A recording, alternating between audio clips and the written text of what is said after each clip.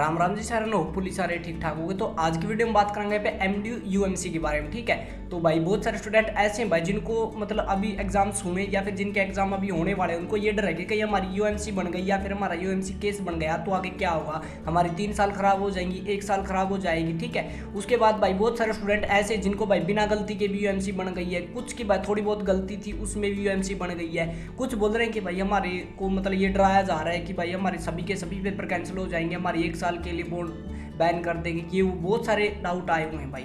तो आज आपको वीडियो में बताएंगे कि यूएमसी बनती कैसे है, कैसे आपको मतलब उसके बाद क्या करना होता है और आखिरी सोल्यूशन क्या रहता है। वीडियो को आखिरी तक देखना, जिसके एग्जाम अभी नहीं हो वो बच्चे भी देख लेना ताकि वह आगे आप ये चीज़ ध्यान रख सको। ठीक है, तो उसके बाद जिसकी भी यूएमसी बनी है या उनको थोड़ा बहुत डाउट है कि उनकी यूएमसी बनने वाली है तो वो भी इस चीज़ के ऊपर ध्यान देना थोड़ा सा और वीडियो को आखिरी तक जरूर देखना। सबसे पहले बात करते हैं कि यूएमसी बनती कैसे है। ठीक है, तो भाई कई बार ये होता है कि भाई बहुत मतलब एक फ्लाइंग टीम होती है, फिर आपका कॉलेज का टीचर स्टाफ भी यूएमसी बना सकता है। ये मत सोचना ही फ्लाइंग आएगी वही यूएमसी बनाए, नहीं भाई, आपके टीचर या कॉलेज का जो प्रिंसिपल है वो भी यूएमसी बना सकते हैं। अब अगर आपके पास कोई चिट मिल जाती है या फिर आपके आसपास चिट मिल जाती है तो उसकी यूएमसी बन सकती है। आपके पास कोई भी इलेक्ट्रॉनिक्स डिवाइस हो, ठीक है, वो आपका चाहे मोबाइल हो या ईयरबड्स हो या कुछ भी हो, ठीक है, उसके रिगार्डिंग भी आपकी यूएमसी बन सकती है। ठीक है, अगर आप किसी और का पेपर कर रहे हो देख के उसमें भी यूएमसी बना देते भाई, आपके क्वेश्चन के पेपर के ऊपर कुछ लिखा हुआ है, ठीक है, जो आपने आंसर शीट में लिख रखा तो उसके ऊपर भी आपकी यूएमसी बन सकती है।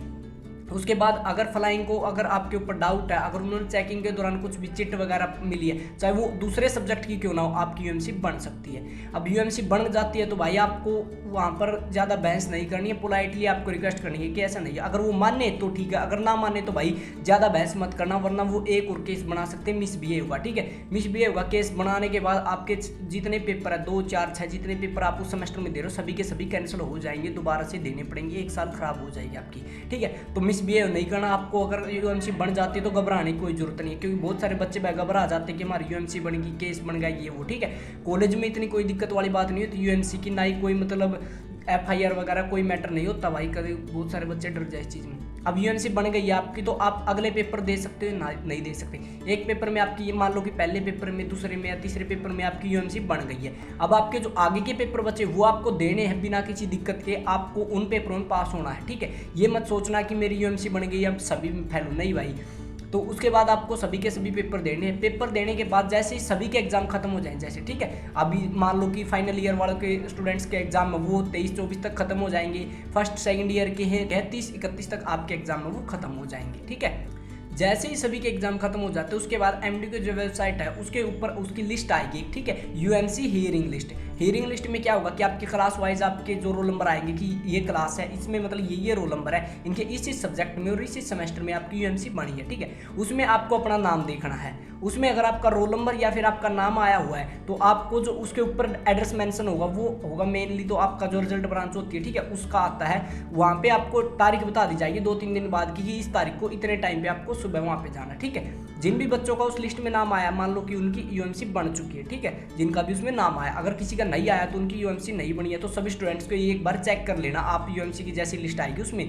ठीक है, तो उसके बाद आप वहाँ पे जाओगे। अगर आप वहाँ पे नहीं गए एमडीयू में, अगर आप नहीं गए, आपका एमडीयू की जो यूएमसी लिस्ट है उसमें नाम आया तो आपके सभी पेपर कैंसिल कर दिए जाएंगे। ठीक है, अगर आप वहाँ पे नहीं जाते हो तो आपके पेपर सभी कैंसिल होंगे। अगर आप चले जाते हो तो आपका जो एक पेपर है उसी के ऊपर डिसीजन होगा, उसी का केस वहाँ पे रहेगा। ठीक है, आप वहाँ पे चले गए तो आपको वहाँ पे घबराना नहीं है। सबसे पहली बात, अगर आपने चीटिंग किया तो बोल देना कि सर मैंने चीटिंग की थी क्योंकि भाई मैं बीमार था, कोई भी आप रीजन दे सकते हो। ठीक है, बीमार था, पढ़ाई नहीं कर पाया, कुछ भी आप रीजन दे सकते हो।